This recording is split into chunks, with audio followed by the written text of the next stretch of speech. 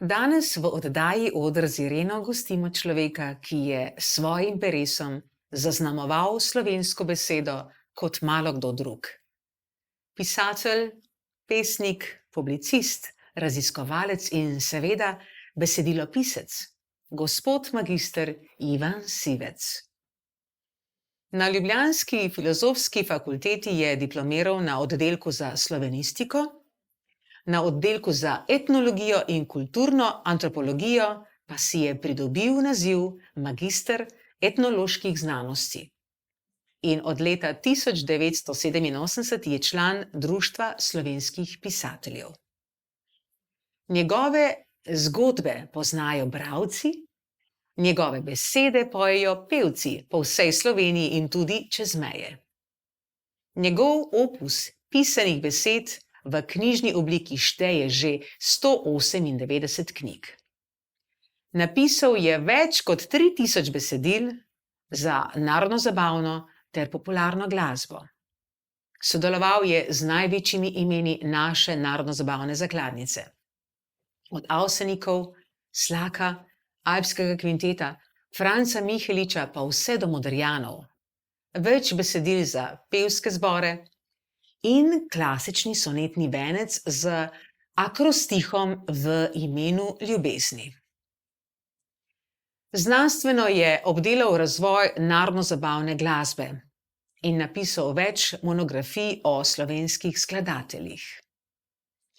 Natisnjenih je bilo več kot 400 000 izvodov Sivčevih knjig. 15 knjig je bilo ponatisnjenih, več del dramatiziranih, več kot 100 knjig je izdanih v elektronski obliki. Dobrih 50 v slušni, nekaj tudi v brajlici. Vsako leto si bralci v slovenskih splošnih knjižnicah izposodijo okoli 40 000 Sivčevih knjig. Več njegovih knjig je prevedenih v nemščino, angleščino in italijanščino. Na željo bralcev je svoje knjige predstavil v več kot 1200 krajih po Sloveniji in po svetu. Po njegovih 4 romanih Pozabljeni zaklad, Vlomilci delajo poleti, Zakleta bajta in Princ na belem konju so bili posneti celovečerni filmi in televizijske nadaljevanke. Naj omenim še nekaj nagrad, ki jih je današnji gost prejel. Za zakladnico glasbenih besedil je prejel Sovanovo nagrado za življenjsko delo. Postal je častni član Društva pesnikov slovenske glasbe. Imenovan je bil za častnega občana občine Kostel. Leta 1996 je prejel Terseglavovo priznanje za odstiranje tem zamočane slovenske zgodovine. Najvišje državno odlikovanje je prejel leta 2019 in sicer Red za zasluge za narod. V obrazložitvi je zapisano, da ga je prejel za izjemno obsežen, raznolik in odmeven avtorski opus, ki neguje narodno zavest. Na svetovnem spletu Notable People je uvrščen med najbolj znane oziroma ugledne Slovence, skupaj s Tadejem Pogačarjem, Primožem Trubarjem, kot zanimivost. Spoštovani magister Ivan Sivec, lepo pozdravljeni. Pozdravljeni. Rojeni ste v Mostah pri Komendi, v kmečki družini. Kakšno je bilo vaše otroštvo? Kakšne slike pravzaprav še vedno nosite v srcu od takrat? Ja, lepo vprašanje. Lahko povem tudi, da je bilo to otroštvo lepo, prijazno, sicer trdo. Kmečko življenje je bilo včasih zelo trdo. Na kmetiji je šlo pravzaprav kar za las, saj takrat v povojnih časih, jaz sem letnik 49, ko je bilo še precej, v bistvu tudi celo lakote, celo na kmetiji. Vendar imam najlepše spomine, namreč na kmetiji so me naučili delati. Delali smo od jutra do večera, pa tudi smo se znali zabavati. Meni je bilo čudovito, ko so recimo prišle vaške ženske k nam domov, pa smo skupaj ličkali koruzo, potem pa so čudovito zapele.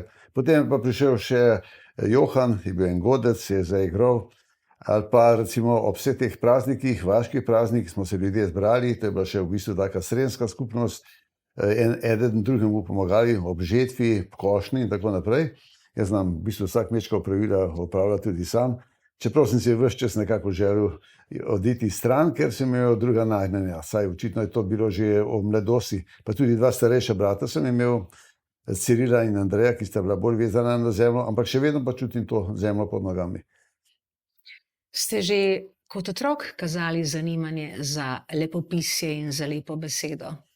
Ja, predvsem sem kot otrok zelo rad bral, veliko sem bral, tudi v naši hiši je bila v bistvu doma prava knjižnica. Velika knjižnica, ki smo imeli toliko knjig, da smo drugim posojali celo vasi te knjige. In meni je bilo zelo všeč te zgodbe.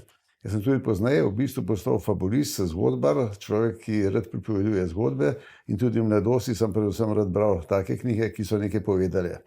Ne predolgi opisi, ampak tako bi rekel iz preprostega življenja, lahko tudi iz mestnega, to me ni motilo, ampak da so knjige na koncu imele eno poanto, eno sporočilo.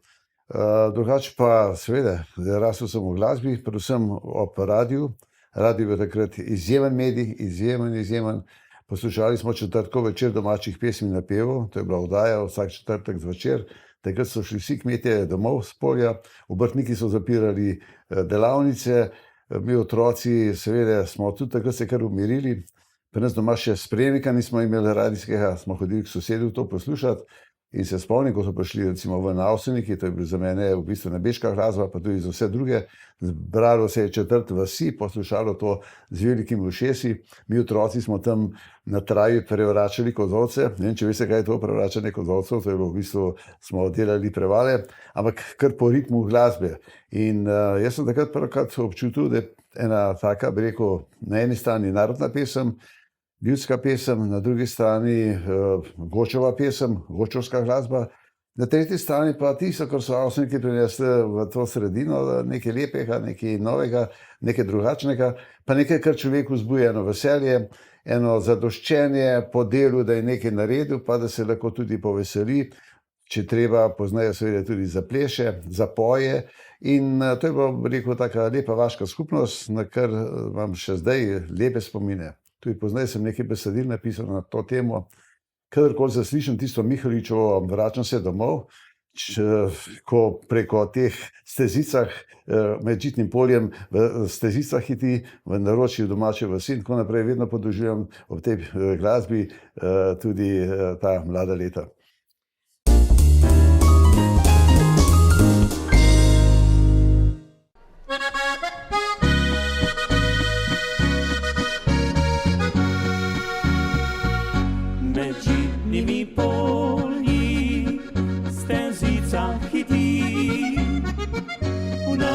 Je najdražje domače vasi, cvetijo spet lipe, kako tisto so pomlad.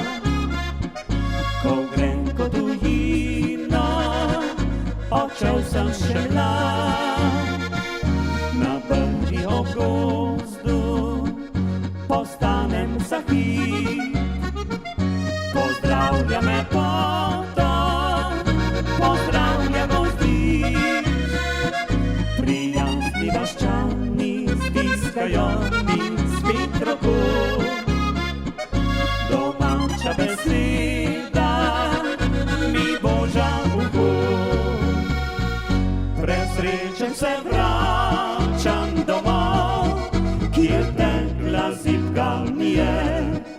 Narodni ogrodi ostal, kar moje sanje so bile, po objemu domače vasi, zavitju toplih dlani, zavidno nekoč bom zaspal, tiho brez skrbi.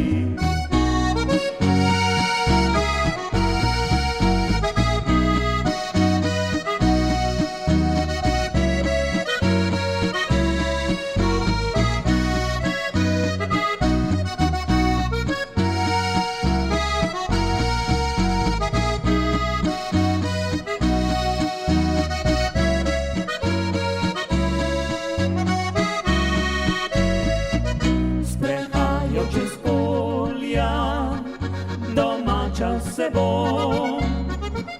Čez travnike zlate, čez bistro vodo, planine bom hodil, saj najlepše so pri nas. Na sredi srca sem jih nosil ves čas. Ko v vaškem zvoniku spet zvon bo zapel, na vas bom skup stanti, pod okna odšel. Zapeli najlepšo pesem bomo kot tedaj, ko prvič spoznal sem, kako lep je maj. Presrečen se vračam domov, kjer tekla zibka mi je. Na rodni bom grudi ostal, kar moje sanje so bile, v objemu domače vasi, zaviti v toplih dlani. Zavedno nekoč bom zaspal, tiho brez skrbi.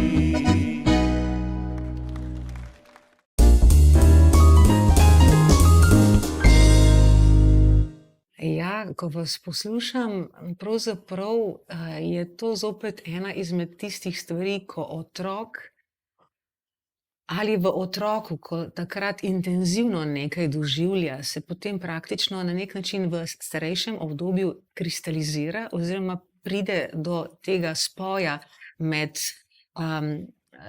tako zvanim poslanstvom in tistim, kar ste vi pravzaprav tudi zdaj povedali, ker ste to slišali že v rani mladosti. Koliko ste bili pa takrat stari, ko so se dogajali te, rečemo, skupinski ogledi oziroma poslušanje teh četrtkovih večerov? Ja, kot vemo, je četrtkov večer domačih pesmi na Pevo, ta oddaja se je začela leta 53, oziroma še 52. 53 so potem nastopili Avseniki in jaz sem rastel z Avseniki, ker pomeni, takrat sem bil star 4 leta, 5, 6, recimo letos je, oziroma lani je bilo 70 let Golice, ne, ker pomeni, takrat sem bil star 7 let, oziroma 6, ker pomeni, da je to glasba, ki je ves čas nekako tudi z mano rasla, pa tudi to zanimanje je bilo na vasi zelo veliko. Pa treba še nekaj vedeti, ne, da radijskih sprejemnikov je bilo malo in v bistvu radijski program je pa nekako povezal te ljudi. Prej smo živeli nekako odmaknjeni, vsak bi rekel v svoji vasi, vsak v svojem kotu, vsak na svojem koncu tudi Slovenije. Radio je pa v bistvu povezal in se spomnim, recimo, ker je bila tudi ena podobna oddaja, malo pozneje, so bili eni zvoki izpod zelenega pohorja, ne, jaz sem si predstavljal to zeleno pohorje kot en čudovit gost, ena res zelena oaza in mi je bilo lepo, da tudi nekje drugod obstajajo lepi kraji. Ker pomeni, tudi ta glasba je nekako nas povezala, drugače pa treba vedeti, da to vemo že po psihologiji, da človek največ sprejme vase do 6. leta, ker je nenavadno. Ampak zanimivo je, da ko je človek starejši, bolj se vrača v to svojo mladost, v te spomine in se sam nad sabo čudim, da sem toliko takrat usrkal vase. Ne samo to, bi rekel, ta zunanjost, ampak tudi vse druge prvine, recimo odnos do dela, recimo eno, bi rekel, prijaznost med ljudmi, eno spoštovanje. Recimo na vasi je bilo veliko spoštovanje, veliko sodelovanje. In zdaj ta družba, ki se je precej razslojila, se kar čudim, da je v bistvu možno, da gre to družba tako narazen. In pravzaprav so to, bi rekel, ene prvinske vrednote, ki so ostale v meni in jih skušam tudi deliti naprej svojima 2 otrokoma, vnukom in tako naprej, pa tudi okolici in sem zadovoljen z življenjem, ker okrog pravzaprav nimam ljudi, ki bi nasprotovali temu. Ker pomeni, ljudje se zavedamo teh vrednot, ki jih dobimo v mladosti in navadno je tukaj v mladosti zraven sta oba starša, če sta oba pozitivna, če sta taka, ker navadno sta, mislim, da skoraj da ni starša, da bi hotel otroku slabo. In jaz sem imel čudovito mamo, mama je rada pela, rada je plesala, bila taka vesela, to plat, veselo imam verjetno po mami. Oče je bil pa tak živ leksikon, veliko je pripovedoval, za vsakega v vasi je vedel vse natančne podatke, ampak ne tiste opravljive, ampak to, kaj dobrega naredil. Ne? In tudi sicer je bil zelo razgledan, veliko je bral, oče sploh, in mi je tudi recimo pripovedoval zgodbe, vaške, pa hkrati tudi iz teh knjig. in skozi to, recimo, se človek napaja. Ne? To je v bistvu bi rekel, eno jezero, ki ga pa poznaje hodi pit. Se morda spomnite, glede na to, da se navežemo zdaj na to literaturo, kdaj so postale te besede za vas tako pomembne, da ste začeli ustvarjati, morda že to v mladosti? Ja, jaz sem pravzaprav začel zelo, zelo mlad. Ne? Jaz sem začel pisati zgodbe že tam v osnovni šoli, celo že prej v Pionirski list, ki je bil takrat drugačen, pa v Cicivana, pravljice in tako naprej. Pozneje pa veliko v Gorenjski glas, to je regijski časopis, kjer sem imel tako rekoč že kot srednjošolec svojo rubriko. Obstajala je rubrika Gorenjski kraj in ljudje in v tej rubriki je bilo napisano, kakšno je bilo življenje pred 50 leti. To, kakšno je bilo življenje, mi je pa oče pripovedoval. In potem oče vedno, ko je bilo objavljeno, pa mi je vedno rekel, Ivan, deva pa tole napisala. Pa se je oče spet nekaj spomnil, ampak to ni bilo izvito iz trte, ampak recimo, kaj vem, pritrkavanje včasih, ali pa recimo način dela. V tistih 50 letih se je 50 let nazaj se je že marsikaj spremenilo. Recimo se spomnim, da sem popisoval lončarstvo v Komenski okolici. Ko sem jaz to v bistvu zagrabil, začel popisovati, je bilo takrat še pred 50 leti še okrog 100 lončarjev v Komenski okolici. Ko sem jaz to napisal, je bilo že nenavadno, danes ni nobenega več. V bistvu pozneje je ta lončarska zadruga bila ustanovljena, ampak to je že v bistvu ena umetna tvorba. Beseda mi je bila pa pri tem vedno pomembna, predvsem pa ta odtenek. Mi imamo en najlepši jezik na svetu, sem se premalo tega zavedamo. Jaz sem imel veliko teh literarnih večerov, sem toliko priskočil, da to nekako predočim, recimo na Švedskem. In na Švedskem je poslušalo mene tam polovica Slovencev, pa polovica tujcev. Nenavadno, recimo drugod, vsaj po nekaterih deželah, posebno v teh severnih, spoštujejo druge ljudi, pa tiste, ki nekaj ustvarjajo. In v prvi vrsti sedel nek človek, ki me je kar požiral z besedami, ko sem jaz govoril moje besede. In se mi je zdelo nenavadno, kaj je s tem človekom. In ko je bilo konec mojega literarnega večera, sem pristopil k njemu in sem mu rekel, gospod, odkud pa vi ste? Sem mislil, da je tukaj iz mojih krajev. Ne, prav, ich bin Švede, ich bil Šved. Zakaj ste pa potem prišli poslušati me? Prav, slovenščina je tako čudovit jezik. Prav, to je kot džuborenje potočka, kot petje ptic, kot šelestene listja. Prav, vi se sploh ne zavedate, kako lep jezik imate. Je rekel, Nemci imajo tak strog jezik, Čehi pojejo, prav, Slovenci imate pa ravno tam nekje vmes. Prav, in jaz to čudovito melodijo slovenskega jezika s takim veseljem poslušam, da sem prišel samo zaradi tega, prav, čeprav vas ne razumem, kaj ste pripovedali, ampak čutim. Prav, jezik je v bistvu tudi nekje stik z srcem, z dušo. No in na koncu mi je rekel, prav, pa še nekaj je. Vi imate dvojino. Sem rekel, kako pa veste to? Prav, vem, toliko se pa zanimam za jezike in prav, in to je nekaj najlepšega. To pomeni hkrati, da je vaš jezik prvinski. Pravi, vse se dogaja v dvoje. Sta fant in punca, sta mož in žena, sta srnjak in srna, prav, vse v življenju se dogaja v dvoje in to pomeni, da ste zelo prvobitni narod in čuvajte mi to dvojino. Kar pomeni nekaj lepega, mi je povedal.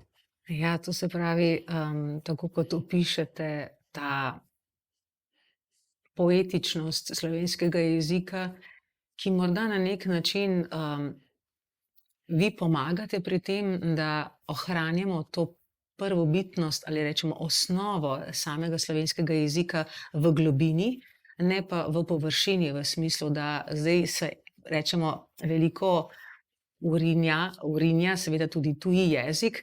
Kaj bi porekli na to, glede na to, da ste rekli, da pač Šved občuduje Slovence, slovenska mladina pa večinoma želi ali hrepeni po tem, da bi čim več vnašala tuje besede in s tem postajajo kulski. Spravi, zdaj sem tudi jaz uporabila seveda to, kaj porečete na ta način izgovorjave oziroma govorne besede slovenskega jezika. Ja, mladina pa otroci hočejo vedno biti moderni in modni, malo drugačni, tudi hočejo izstopati v vseh pogledih, ne. Ampak pozneje, ko dozorijo, potem tudi sami iščejo v bistvu pravo besedo. Beseda osnovna vedno živi, vse se je začelo, na začetku je bila beseda in na koncu bo beseda. Zadnji, ki bo ugasnil luč, bo rekel, ugasnil sem jo, kar pomeni, to je obstajalo in vedno bo obstajalo. Seveda, mladina je veliko pod vplivom angleščine, predvsem, ki je komunikativni jezik po celem svetu. Tako pač je. Jaz mislim, da v knjigah je veliko zakladov skrajnih takih, ki jih človek potem nekako sam poišče. Marsikdo, mladi seveda drugače vidijo svet, pa zdaj računalniki, pa telefoni, pa tako naprej.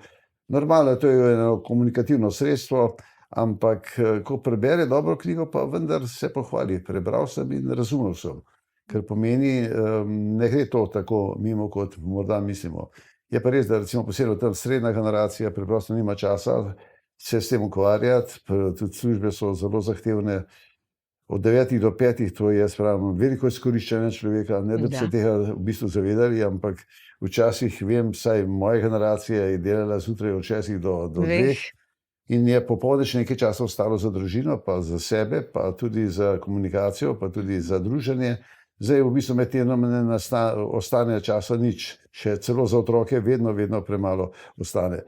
Tako da v bistvu je pa zanimivo, ne? Ko že pa človek na dopust vzame samo eno skladovnico knjig, ker pomeni ima v sebi en dolg, ki ga hoče nekako potem popraviti, oziroma vsaj med tistim, ko ima več časa, izkoristiti za to, ker pomeni mu to vendarle nekaj pomeni in nam je to prirojeno, da bi radi lepe zgodbe brali, da bi radi sami kaj napisali, da bi sami bili tudi pesniki. Pravzaprav v Sloveniji skoraj da ni človeka, ki ni napisal mladosti kakšne pesmi, ker pomeni, da vendar je to ena vrednota. Seveda se pa te vrednote delno spreminjajo. Mislim pa, da te institucije, predvsem pa šola, bo morala še nekaj narediti na tem, da se bo to spremenilo v pozitivno smer, ker drugače, kot pravijo, lahko živimo samo še 200 let na tej zemlji, ker pa ni verjetno, bomo živeli kar še 1000 let. Bi morda še na tem mestu vas vprašala, kako pa vi gledate razvoj samega slovenskega jezika, recimo od Primoža Trubarja naprej? Ja, mi imamo v bistvu prvi zapisano besedo, imamo Brižinski spomeniki. To je pa 1000 let nazaj. Brižinski spomeniki, kot vemo, so nastali okrog leta 1000, ne? In tam je čisto lepo napisano. Če bi ded naš ne se hrešil, mi se da čisto razumeti. Stari slovenski jezik, ki smo ga v bistvu podarili celemu svetu, in te brižinske spomenike mi kažemo po celemu svetu. Hkrati pa zanikamo Karantaniju. Jaz sem velik zahodnik Karantanije, napisal sem 3 obsežne knjige o Karantaniji, zgodovinske, sicer leposlovne, ampak z vsem tem ozadjem zgodovinskim. In ko vedno se vračam jaz k tej zgodovini od brižinskih spomenikov, naprej je še več drugih zapisov, recimo stiški rokopisi, podobni, rateški, čedacki, kar pomeni, ta slovenščina je ves čas obstajala. Pa že takrat, pred 1000 leti, če so to zapisali v slovenskem jeziku, pomeni, da tisti, ki so hoteli narodu prinesti vero, da so se mu hoteli nekako približati, so se mu hoteli približati z njihovim jezikom, kar pomeni, to je bil že takrat že splošni jezik med preprostim ljudstvom. Seveda je te študirani ali pa te so govorili nemško, tudi latinsko. Včasih je komunikativni jezik latinščina, kar je nenavadno. Ampak tisti, ki je bil izobražen, je latinsko znal govoriti, pa tudi pisati, in tudi večina teh spisov uradnih je v latinščini. Ta jezik se je seveda razvijal skozi stoletja, jezik je v bistvu gibljiva stvar, se spreminja, tudi pomensko se delno spreminja, vendar bistvo ostaja. Ravno to, ko ste prej vprašali, recimo, dobro, reče kul, ampak se v bistvu otrok reče, a potem mladina kul, pa ful, pa mu pa že zmanjka besed, mora pa že po slovensko naprej povedati, ker pomeni, samo občutek je, da veliko govorijo tuji jezik, ampak ni tako hudo.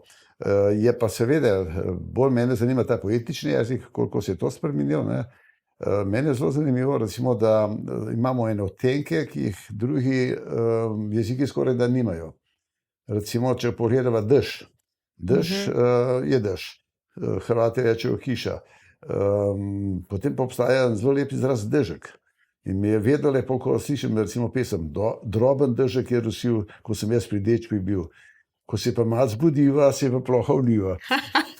Kar pomeni, je v bistvu že kar ena taka scena komedijska, ne? Ampak tisti dežek, ki je rosil, ne? Si predstavljam eno slamato streho, 2 ljubimca pod streho in dežek rosi, no, in da se ljubita, kar pomeni, ena poetika je že v samem jeziku.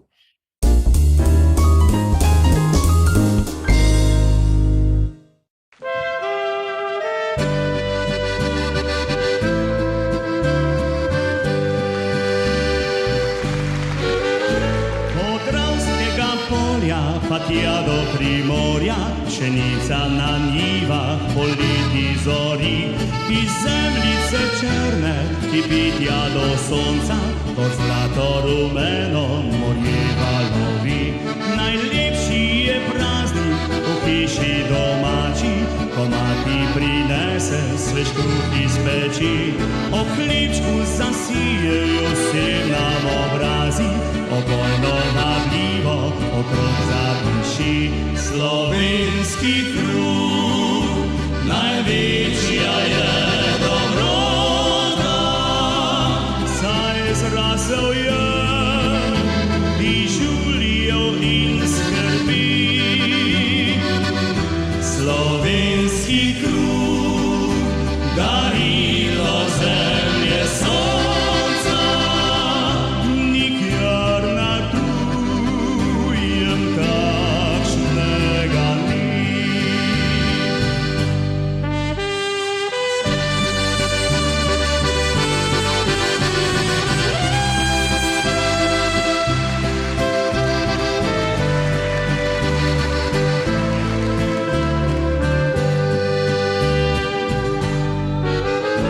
Ko skorjo rumeno z očmi občudujem, zavedam se dela in mnogih želja. Ko v mislih poliva pšeničnih potujem, ob kruhu se srečam, ostavljam doma. Ko v ustih topi se mi bila sredica, pred mano spet mati ob kruhu stoji. Hvaležno jo gledal vsa naša družina, prijazno nas božajo njene oči. Slovenski kruh, največja je dobrota, saj zrasel je iz žuljev in skrbi. Slovenski kruh, darilo zemlje sonca, nikjer na tujem takšnega ni.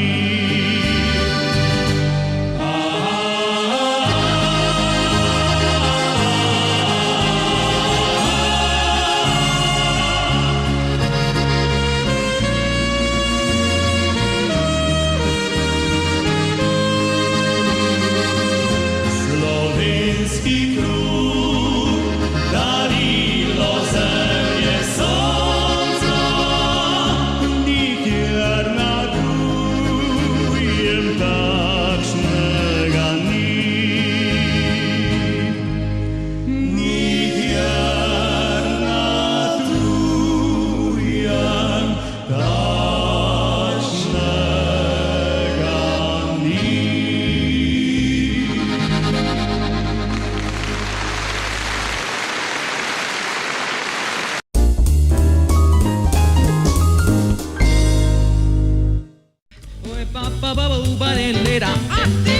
No, iz Irenco se že dolgo časa poznava, že iz mladih let, ko je že ta prva v Sloveniji začela sketati Charlie Parkerja. Jaz se tako najbolj spomnim, da je bila ta edina v Sloveniji, ta prva, ki sta to naredila. Seveda, zdaj, če hotel pisati, kaj vse je dost, ja. Sodelovali smo tudi v Big Bandu, pridite na njen koncert in praznovanje 23. maja, vabljeni.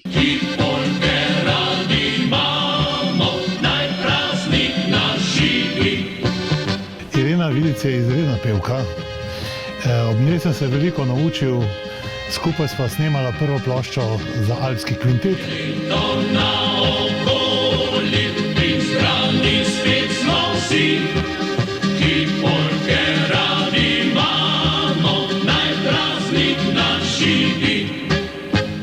Kaj naj rečem, vse naj, seveda tudi v prihodnje želim vse najboljše v glasbi in v privatnem življenju. Vabim pa vas obenem tudi na koncert, ki bo 23. maja v letnem gledališču Studenec.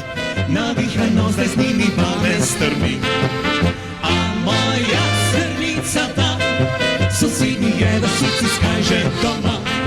Se bala ime prav nič, pa boš postal za mlin fantič.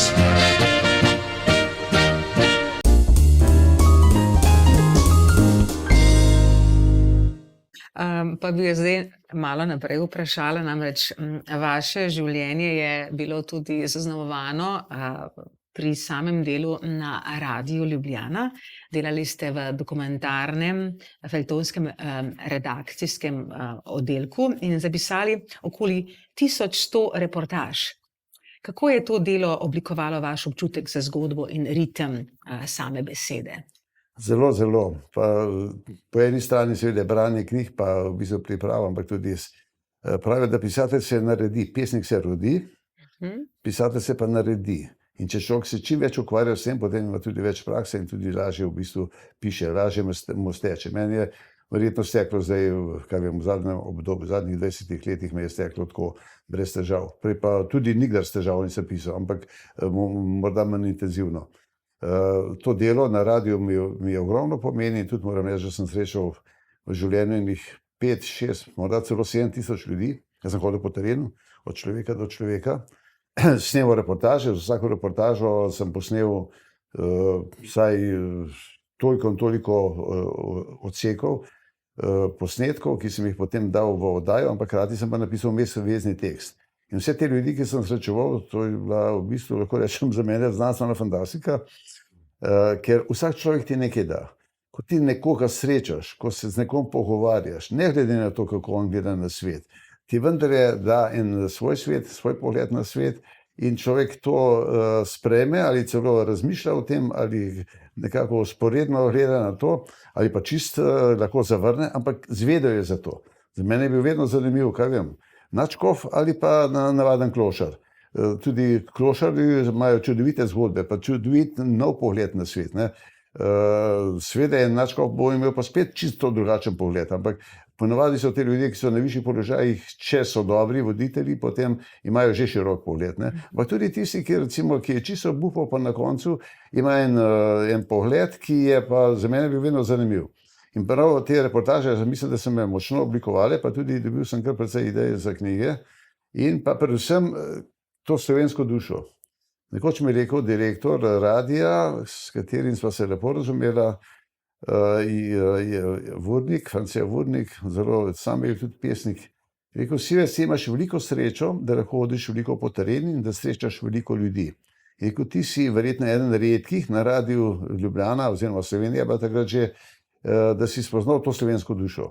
Meni so se zdele te besede zelo velike, kar previsoke, ampak po svoje pa sem potem premišljeval, človek je seveda tudi malo zagleden vase, rekel si, to je pa v bistvu lepo rekel, ampak v nekem smislu je res. Več ljudi spoznaš, več pogledov imaš v sebi in tudi jaz, kaj vem, sem šel v Prekmurje na teren, čudovite ljudi sem vedno tam srečal, čudovito so govorili v narečju, ker mi je bilo zelo lepo, mi imamo veliko bogatstvo, kar se tiče jezika in hkrati bi rekel, tista preproščina, tista odprtost, kadarkoli sem prišel recimo v kakšno hišo, posebno na slovenskem obrobju, sem prišel, kot da bi prišel domov. Sem začutil te ljudi, kot da v bistvu sem jih poznal že 100 let in to se mi je zdelo lepo. In tudi poznaj, ko recimo sem to oddajo pripravil in ko je šlo to v eter, so se navadno te ljudje tudi oglasili. In navadno tudi kar pohvalili oddajo, pa tudi če kdo, ki je imel kakšne pripombe, sem skušal razumeti, zakaj to je in morda drugič se popraviti. Človek ne sme biti v bistvu čisto zacementiran, ampak mora iti vedno naprej. Poleg tega sem na radiju spoznal veliko teh, bi rekel, pomembnih ljudi. Jaz sem poznal še osebno recimo Ježka, pa Marjana Kralja, pa tako naprej. Meni se je dogajalo, ko sem kot mlad novinar prišel, kaj vem, v Belo krajino, aha, vi ste pa z radija, ja, a poznate Marjana Kralja? On je bil takrat zelo, zelo priljubljeno oddajo. V nedeljo zvečer je imel lepo glasbo, popevke, pa hkrati pozdravljal ljudi, pa vojake, ki so takrat še služili v Srbiji, v Makedoniji. Pa pomorce. Pa pomorce in vse to.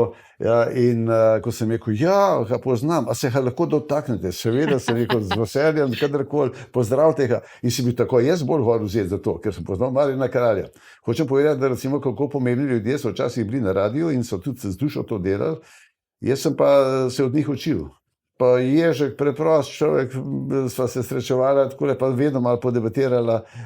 On je bil tudi v privatnem življenju zelo bister, ne da bi rekel duhovit, ampak zelo bister. Tako je stvar dojel, tako je razumel in tako je znal stvar tudi pogledati iz drugega stališča, ampak vedno pozitivno, kar me je zelo presenetilo. Če je bil humor včasih morda celo večkrat tak jedek, je bil v pogovoru zelo, zelo prijeten. In takrat vidiš to njegovo osebnost, ker vsaka beseda, vsako govorjenje, vsako pisanje, v bistvu je to človekova izpoved. Sem pa srečal tudi vmes ljudi, ki recimo sem prišel k njemu na teren, pa mi je na uro zahranjeno govoril, da je kaj, in sem šel potem domov in sem rekel, jo Bog, ta človek, kako ta človek sploh lahko živi, ko vidi svet tako črno. Ker svet je vendar lep, življenje je lepo. Poslani smo na ta svet, da živimo toliko in toliko časa in da nekaj vzamemo zase, pa nekaj damo drugim tudi. In zdaj nekdo, če vidi samo črno, potem sam težko živi. Meni bo kar hudo za takega človeka, da sploh na ta način premišljuje. Ampak na ta način se človek uči, da tudi sam Bog ne daj, da bi bil zahranjen.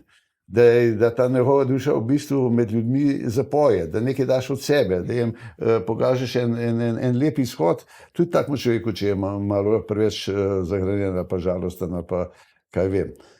Veliko ljudi sem srečal in večino, posebno na tem obrobju, Ljubljana je majčkeno preveč civilizirana v narekovajih, ampak nič hudega, tudi v Ljubljani je bilo veliko ljudi. Na radiju pa sploh ogromno tudi tehnike sem poznal, jaz sem prej 10 let delal v tehniki in tehniki so bili vsi čudoviti ljudje. Moram reči, še danes je tako. Brez tehnike pravzaprav oddaje ne grejo v eter.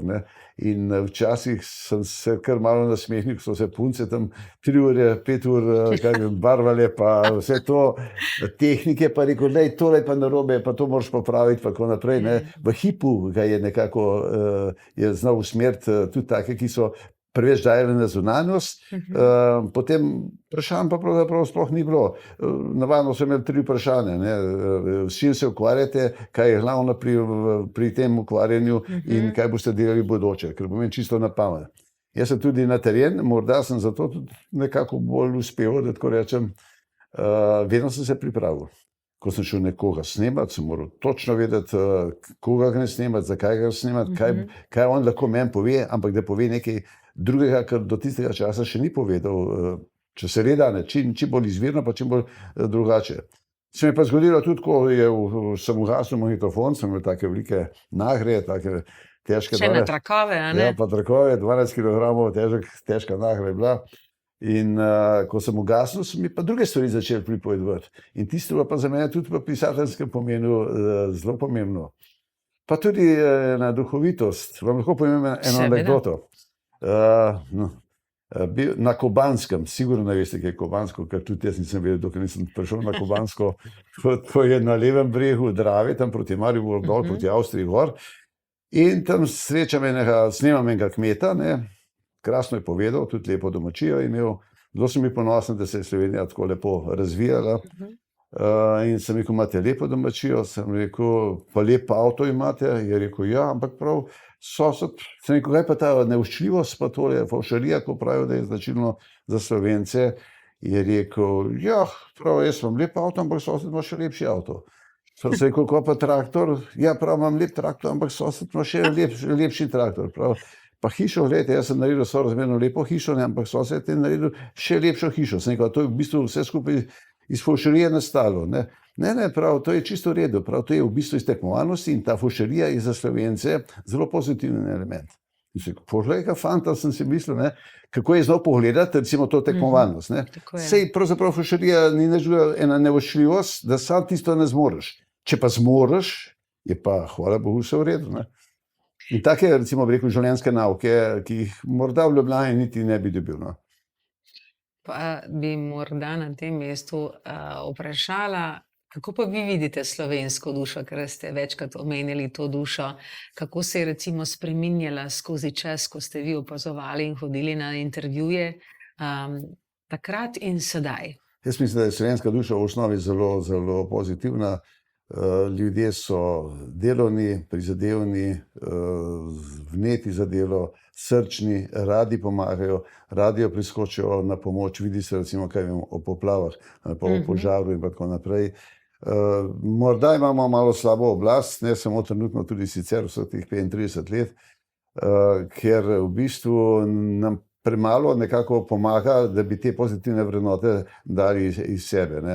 Veliko ljudi je zelo izobraženih, veliko ljudi ima talent, ki ga ne more niti izraziti zaradi določenih razlogov. Recimo, jaz poznam podobne avtorje, kot sem jaz, recimo, kaj vem, v Črnomlju ali pa v Halozah in tako naprej. Če bi živeli bliže v Ljubljani ali pa če bi živeli v Ljubljani, bi bili enakovredni ali pa še boljši pisatelji kot jaz, ampak preprosto je predaleč, nima pa možnosti, da bi razvil ta svoj talent v pozitivnem pomenu besede. In marsikaj zaradi tega v bistvu propade.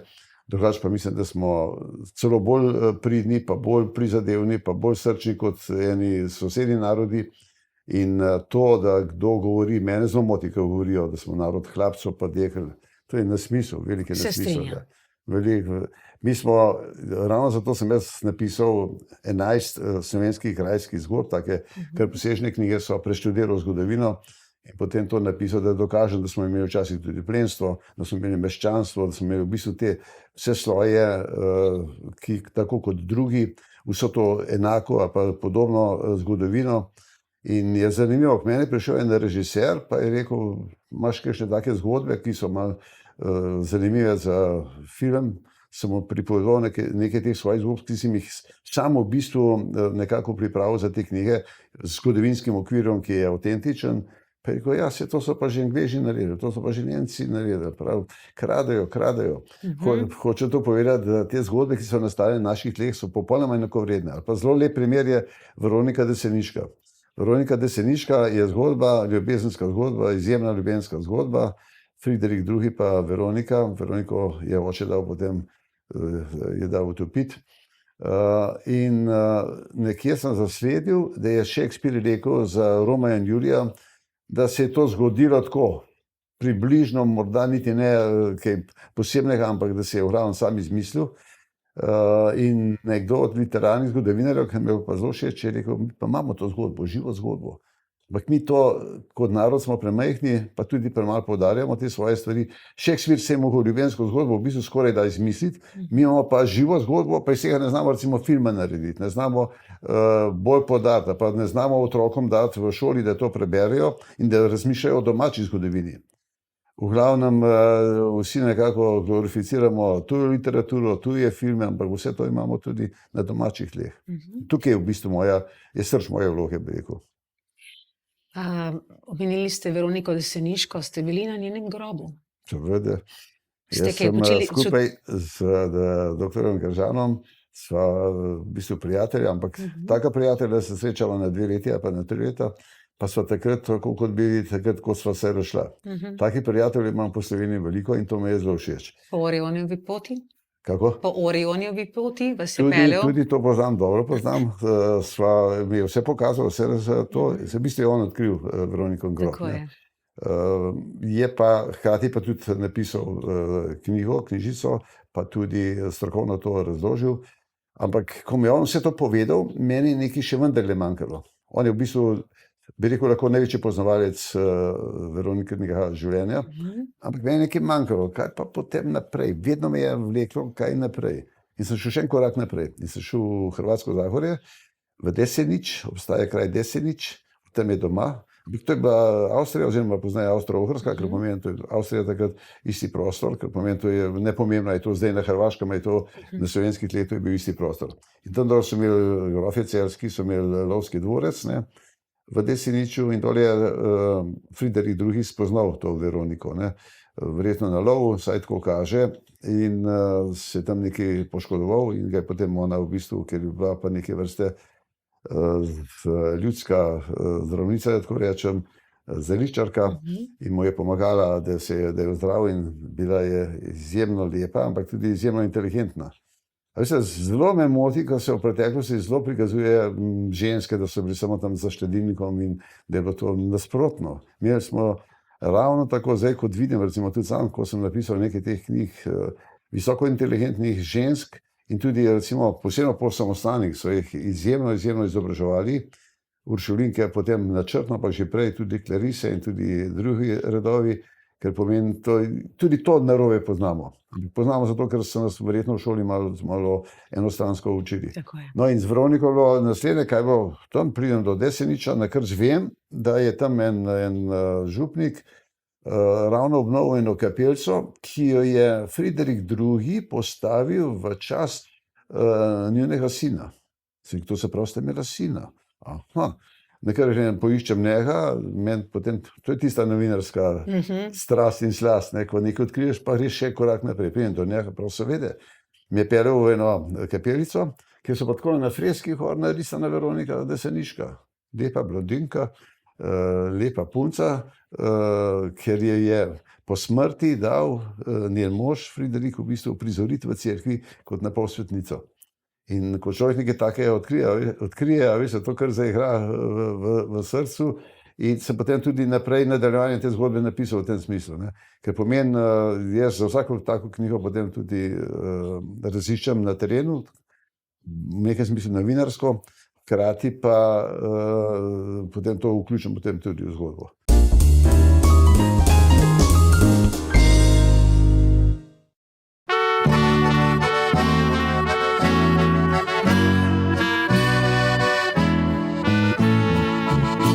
Če bližnjega rad imaš, če bližnjemu se predaš, če sebe več ne poznaš, ljubezen ceniti znaš. Nikoli prepozno ni, nikoli brez vrednosti. Življenje okrog se veselja vrti, če bližnjega rad imaš. Odkar te rada jaz imam, nikoli nikjer nisem sama. Sebičnosti več ne poznam, na svetu je vse nujno. Pa tudi ti več nisi sam, prihodnost je vsa še pred nama. Živeti ni bilo zaman, zaupaj mi zato. Če bližnjega rad imaš, če bližnjemu se predaš, se svojemu odpoveš, skozi trnje do sonca greš. Nikdar ne predvajaš se, spoštuješ enako vse. Iskreno resnico poznata oba, če bližnjega rad imaš.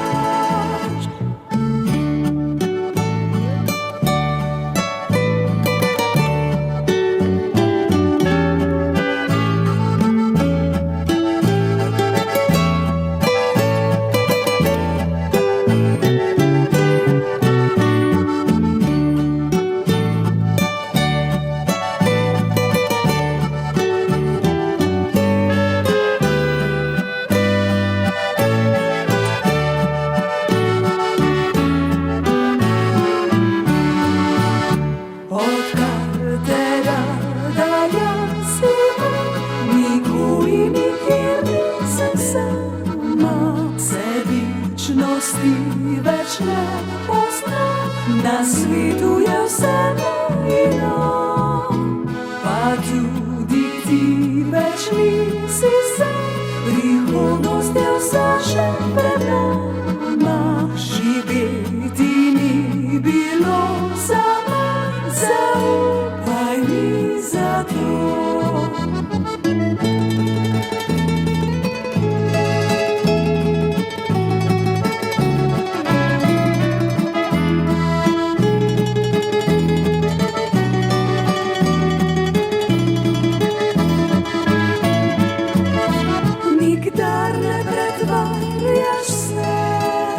Spoštuješ enako vse, iskreno resnico poznaš. poznata oba, če bližnjega rad imaš.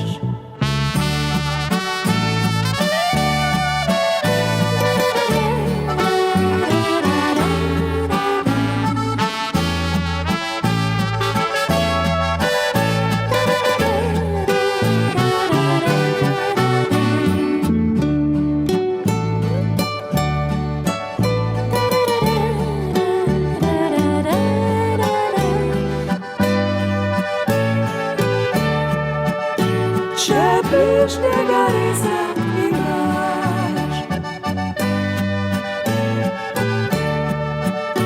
Če bližnjega res rad imaš.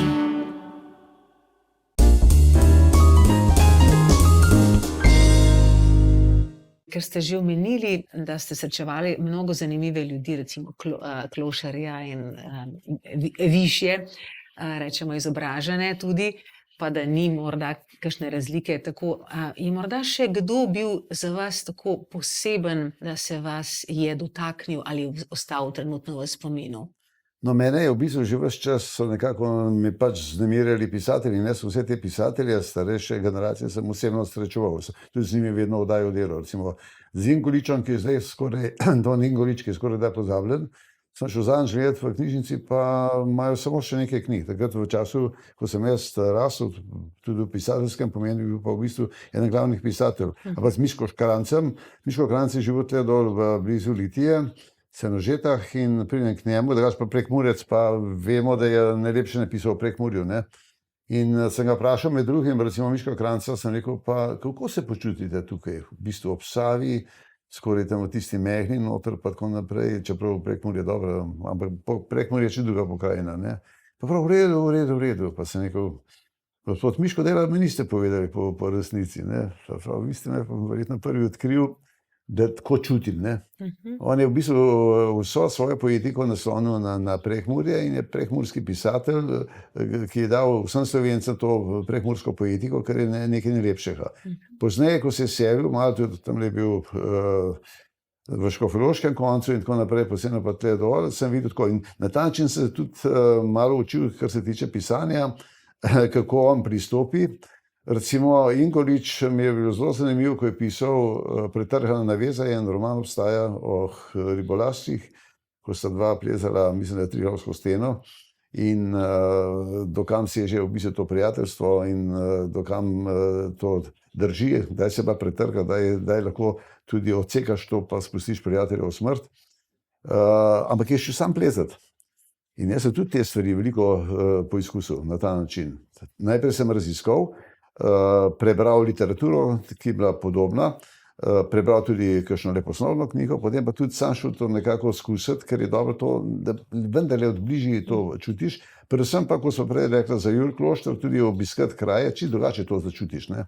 In meni se ravno tam v Jurij Kloštru se mi dve poglavi dogajata, ko sem tudi začutil eno posebno energijo, eno posebno svetlobo, pa ne samo tam, tudi marsikje drugje. Teh, bi rekel, v narekovaju svetih krajev imamo po Sloveniji veliko, sem se premalo s tem ukvarjamo, pa preveč hitimo skozi ta naš čas. To je to. Ja, seveda, ustaviti se začutiti, poslušati in potem narediti naslednji korak. Bi rekli, da vas je pisateljski slog na nek način kot toplino in konkretnost oblikovala pri tem, da ste bili vedno obkroženi z znanimi, znamenitimi ljudmi, da so vam dali kakšno popotnico, obogatili? Ja, recimo zanimivo to, ravno zdaj sem se spomnil, ko ste to omenili, znane ljudi, pa pisatelje, pa tako naprej. Mimi Manešek je napisala take debele, obsežne knjige zgodovinske. Take zdaj pišem jaz. In ko je bila stara, mislim, da 80, mislim, da sem takrat delal oddajo z njo, ne, še na stari tipkarni stroj, to je človek ne more misliti, kaj lahko en človek naredi. Ona mi je tudi ta sistem, oziroma ona me je naučila ta sistem, kako zbereš svojo literaturo, kako poiščeš potem razne strokovnjake, kako se ti mora potem domišljija v glavi razvijati, ampak vedno v okviru tega zgodovinskih dogajanj. No, in je rekla mi na koncu, je rekla, ampak gospod Sivec, je rekla, jaz verjetno nam napisal nobenega romana več, ampak vi ste moj nadaljevalec. Kako to mislite, visoko me cenite? Je rekla, čutim, da ste vi lahko napisali še veliko takih romanov, kot sem jih jaz napisala in morate to narediti za slovenski narod. In v bistvu so to, pa zelo zanimiva zgodba je, ker je malo žalostna, z nekim gospodom, ki je bil velik poznavalec Prešerna. Ta gospod je doma z Gorenjske, morda ga ne bi omenil po imenu, ampak doktor Košir je to, pokojni že. Je pa gledal na Prešerna drugače. Jaz imam o Prešernu najboljše mnenje. Vsi tisti, ki ga omalovažujejo, ki govorijo o njemu slabo, tako naprej, verjetno niso nikoli prebrali nobenega njegovega dela. Treba izhajati iz dela. Vsaka njegova, kaj vem, balada, romanca, triolet, sonet je v bistvu nekaj najlepšega, kar je možno narediti iz slovenskega jezika v tem prostoru in dati nazaj ljudem.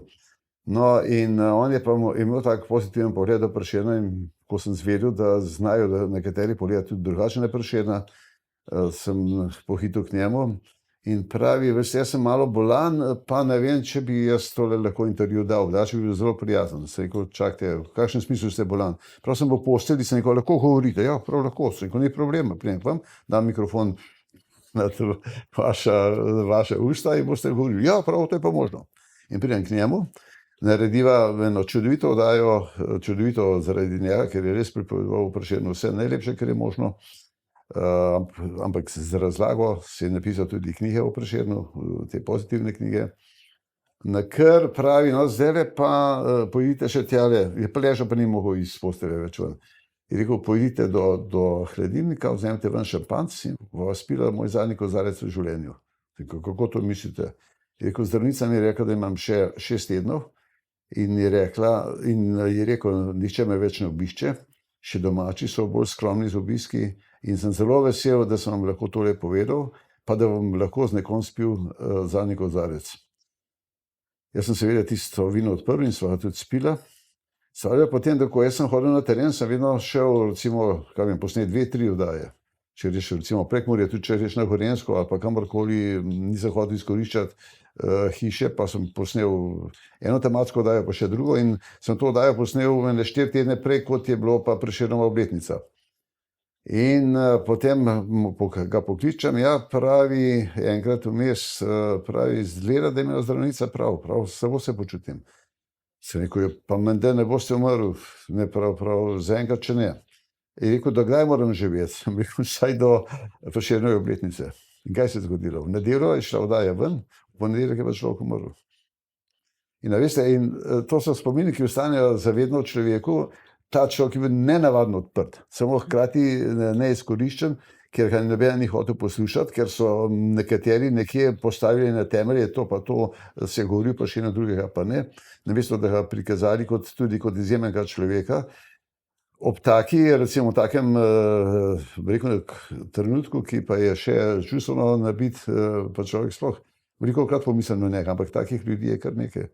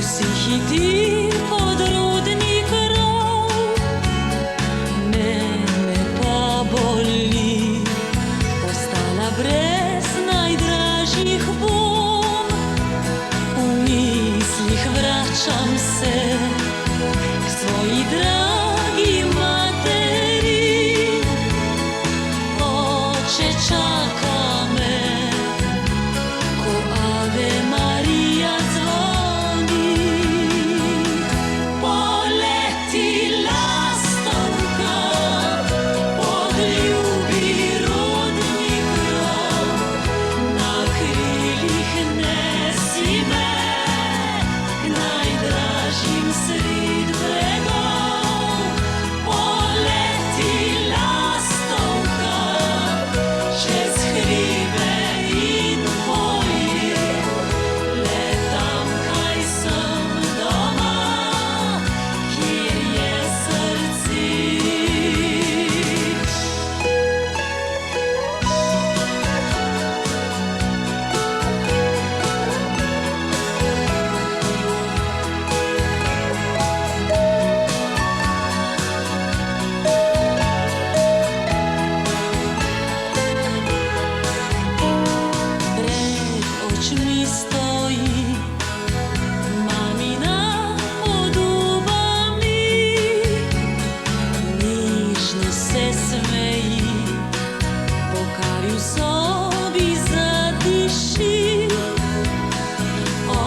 Še pravi mi, da me čakajo vse dni, ko le videl bi, kako me v prsih skeli.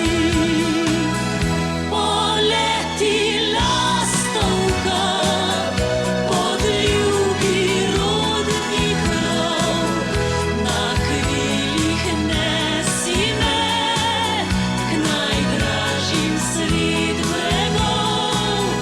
Poleti lastovka čez hribe in polje, le tamkaj sem doma, kjer je srce.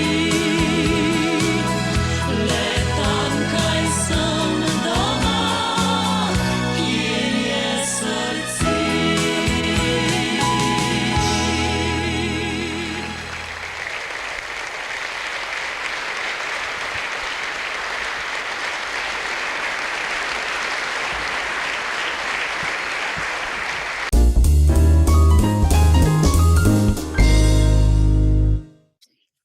Da se navežem, da je na Prešerna v vaši obliki napisali ste preko 3000 del za različne priznane glasbenike oziroma skupine. To so narodno-zabavne in zabavne, seveda. Naj omenim seveda od Avsenikov, Slaka, Modrijanov in seveda tudi drugih. Kako se je pravzaprav zgodilo, da ste začeli pisati besedila za glasbo? Naprej moram še povedati, da sem pisal tudi sonetni venec po Prešernovem vzoru. Jaz sem pri vojakih napisal sonetni venec natanko tako, kot je peterostopni nadštevilni jamb, 2 kvarteti, 2 tercini, za Korosihom, magistrale. In takrat sem jaz dal klobuk dol pravzaprav pred Prešernom. To je bilo še pred srečanjem s tem gospodom Koširjem, profesorjem, doktorjem, ampak takrat sem šele videl, kako je to, kakšna umetnina je to. Jaz sem nalil v to posodo Prešernovo, ki je določena z druge besede, ampak takrat sem tudi začutil, koliko sam zmorem. In sem videl, da pravzaprav kakšen visok pesnik ne bom, da bi pa to, recimo to formo nekako sproščal, pa niti nisem želel, ker mi je bila všeč. Ker meni vedno lepo zazveni, če nekaj se rima, če je nekaj med sabo povezano, ker v bistvu to je tudi smisel poezije. Sej gre lahko tudi narazen, ampak to je približno tako kot potem poplava, ko se nekako voda razlije, ampak najlepše je v sami reki, najlepše je v samem potočku. Potem sem videl, da pravzaprav kakšne visoke poezije niti ne bom pisal, ampak ker mi je pa hkrati všeč ta glasba, sem pa seveda tudi to začel, ampak tudi tukaj mi je pomagala metrika. Ker sem dokončal slavistiko, sem točno vedel, kako so prepisali, kako se to piše in kako je glasba tudi v bistvu v nekem smislu omejena. Omejena v najbolj plemenitem pomenu besede, ker pomeni, to je ena zaključena celota, ena stvaritev, ki mora nekaj povedati. Pri narodno-zabavni ali pa pri zabavni, pa tudi pri siceršnji glasbi je lahko to samo 3 minute, ampak tiste 3 minute so ena intenzivna izpoved. Jaz sem se odlično razumel, pa poznal tako z bratom Avsenikom kot z Lojzetom Slakom. Najlepšega, to ste pozabili omeniti, je Mihalič. Mihalič smo naredili najlepše stvari na svetu, sigurno, ker je on mene začutil, jaz pa njega. Najbolje ni bilo v obliku nič obrtniškega pri tem. Ampak kot mi je rekel Slavko Avsenik mlajši, ravno lani smo se o tem pogovarjali, mi je zelo lepo rekel in za vas, ko ste glasbenica, bo verjetno to tudi zanimivo. Je rekel, naredil sem 3 fakultete. Sem rekel, kako misliš 3? Prav 2 v Ameriki, je študiral jazz in te stvari, kompozicijo v Ameriki. Pravi, 3. pa z očetom. Sem rekel, čakaj, oče niti not ni poznal. Ja, ampak pravi, ko sem doštudiral te osnovne zadeve kot v bistvu po strokovni plati, prav sem šele začel očeta občudovati. Prav vsake 3 minute, ker jih je napisal moj oče, pravi, zaključena celota, in je podobno zaključena celota kot pri Beethovenu, kot pri Mozartu, kot pri Chopinu, kateremu koli, je rekel, nič ne manjka in nič se ne da dodati. Je rekel, to je celovita stvar, ki je, zato pa deluje. Zato pa ta izpoved je bila toliko močna in toliko izvirna, da so ljudje to sprejeli, ljudje, tisti, ki poslušamo glasbo, se niti ne zavedamo, da pač podzavestna stvar, ampak čutimo, da je to dobro, da nam je lepo, da nam prinaša nekaj posebnega. In rekel, takrat sem jaz pravzaprav šele začel razumevati očetovo glasbo. In mislim, da ima prav. In očitno je pa meni tudi nekaj v tem smislu dano, da recimo, kaj vem, jaz sem začel s Fleretom, Francom Fleretom, ki je pa tak ljudski veseljak, vetrnjak, malo posebnež, ampak mi je bil zelo skozi simpatičen. Čeprav je malo zajadral v življenju, ampak on je bil dobričina po srcu. Veste, človek ne more razumeti, da recimo on je bil srečen, dobesedno srečen, da je imel v rokah harmoniko in da je lahko nekaj zaigral in da so ljudje v tem uživali. Ampak je zaigral tako pristno, pa tako drugače kot drugi, da je bilo to tudi za ljudi zelo pomembno. Nekoč mi je rekel, pravi, smo imeli tam ene nastope, oziroma ne vem kaj, na odprtem prostoru je bila taka spontana zabava, prav pa so vse sorte punčke skakale, pa ono, pa tret, pa četrt, prav, pa nič. Prav, meni je bilo dosti tega, vzamem harmoniko, prav tako je pol vsi plesalo. Kar pomeni nekaj posebnega mora biti v tej glasbi. Meni pa ta glasba tudi všeč, strd gorenjski ritem, zelo preprosta, ampak izvirna. Še danes, če poslušate Flereta, je drugačen od vseh narodno-zabavnih ansamblov. Kar pomeni razpoznavan in to se pravzaprav sploh ne da povedati z besedami, ampak se da samo dojeti.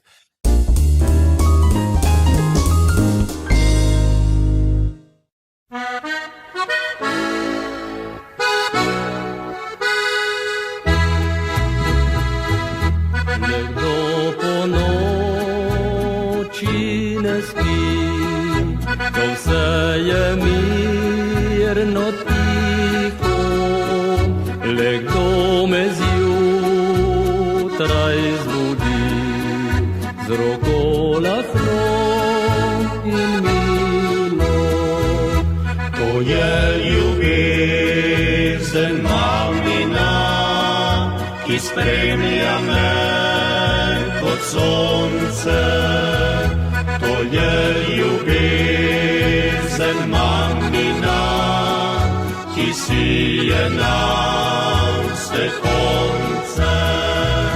To je ljubezen mamina, ki nikdar ne usahne. To je ljubezen mamina, ki v srcu ti ostane.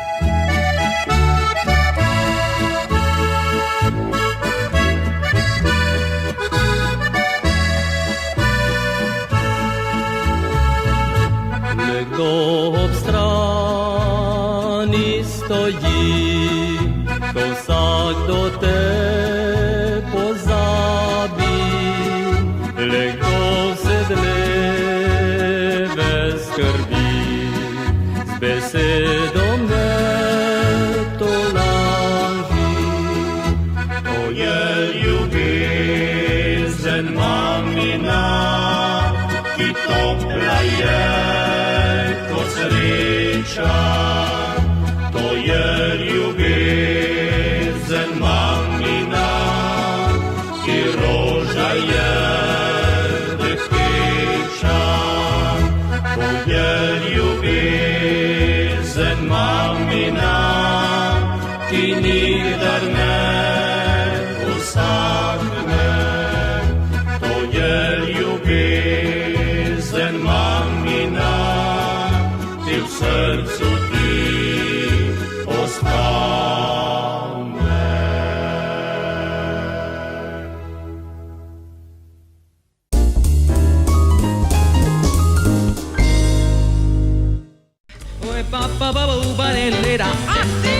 No, iz Irenco se že dolgo časa poznava, že iz mladih let, ko je že ta prva v Sloveniji začela sketati Charlie Parkerja. Jaz se te tako najbolj spomnim, da je bila ta edina v Sloveniji, ta prva, ki sta to naredila. Seveda, zdaj, če bi hotel pisati, kaj vse je dost, ja. Sodelovali smo tudi v Big Bandu, pridite na njen koncert in praznovanje 23. maja, vabljeni.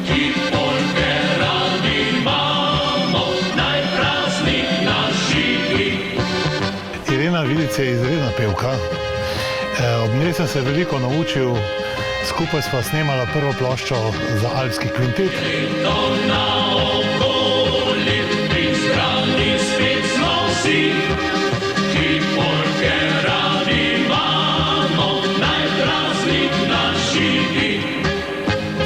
Kaj naj rečem, vse naj, seveda tudi v prihodnje želim vse najboljše v glasbi in v privatnem življenju.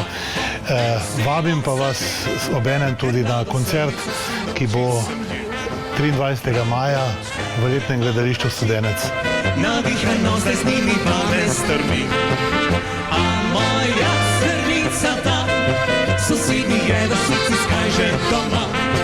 Se bala ime prav nič, pa boš postal za mlin fantič.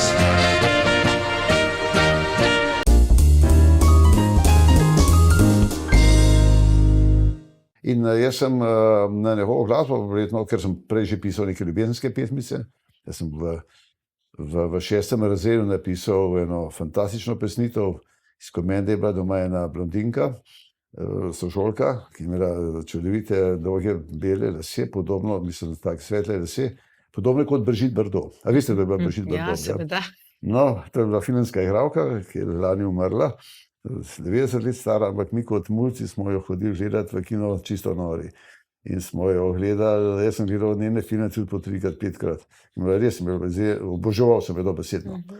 In potem sem je pisal kartico enkrat, kot Ivan Sivec, in sem napisal Brigitte Bardote, Pariz, Francija. Sem rekel, poštar ne more poznati in verjetno bo kartica mojo debil. In veste, da mi ta ženska ni odgovorila. In sem kar razočaran. Ampak, ker sem po naravi dvojček in ker imam to dušo malo dvojno, ampak sem razočaran zelo malo časa, jaz sem razočaran v življenju lahko na uro, drugače ne dolgo časa, zelo hitro se poberem. Tudi če ne vem kaj doživim, se zelo hitro poberem, ker štejem tako kot se dobro počutim. No, in ker me ni odpisala, sem sošolki po svetu pismo, pesem. Ona je doma bila iz komende, jaz iz Most in sem napisal Komendska bebe ali kaj misliš na me. A ni to huda pesnitev, ne? Na kar sem dobil prvi honorar, poljubček. In kaj hoče človek še več? Simpatično. Ja, in potem sem začel te pesmi pisati v tem smislu malo, ampak sem mislil, da sem veliki pesnik, se to vsak drugi Slovenec misli, da je veliki pesnik. Ko sem pa to združil nekako z glasbo, sem pa začel s Ferretom.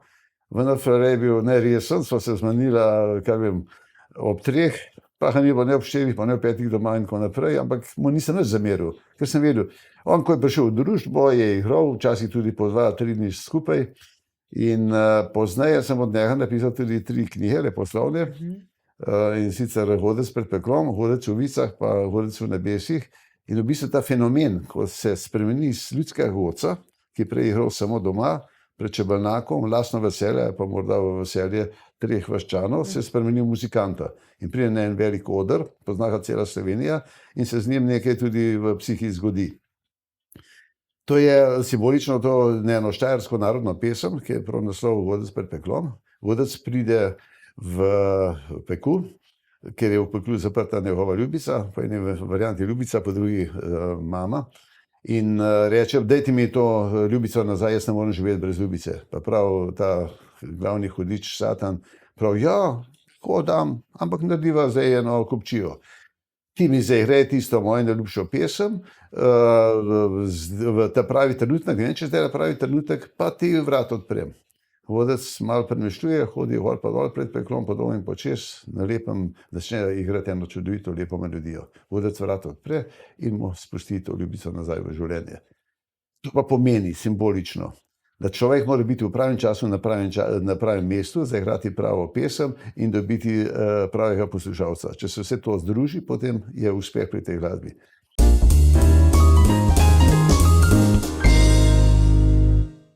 Spoštovane gledalke in spoštovani gledalci, za konec pa še eno prijetno nalogo imam za vas, in sicer magister Ivan Sivec je s seboj prinesel tole čudovito knjigo Dorotejine solze in bo lastnik ali lastnica tisti ali tista, ki bo pravilno odgovorila oziroma odgovoril na naslednje vprašanje.